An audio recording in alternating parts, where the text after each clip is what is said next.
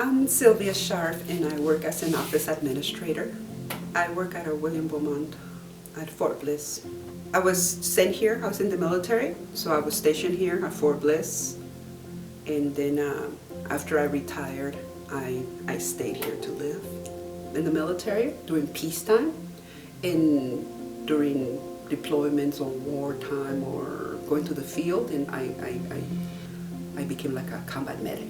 But during peacetime, I do office administration. You know, we do outpatient care. A lot of people that I talk to, they highly recommend him. You know, I know about him.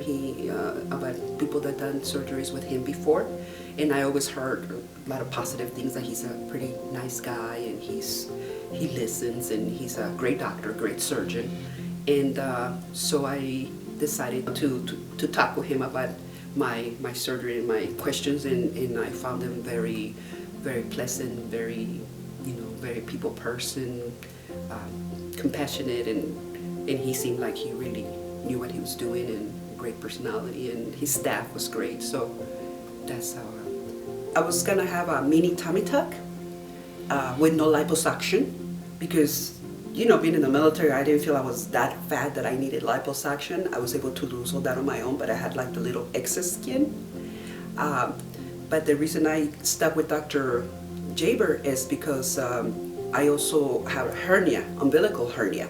So it was gonna be, I needed somebody that really knew what they were doing, and the minute that he saw me, he talked about my hernia, and he talked about possibly repair of the hernia. So I kind of like, I liked, that he was very knowledgeable and that he'd done those before. So, because it was a little bit more complicated, I found out that it was just gonna be like a mini tummy tuck, even though with no liposuction, to me it was just gonna be, just pull the skin and cut the skin and that's the end of that. But he kind of let me know that it was gonna be a little bit more intense than that, because he had to repair the hernia.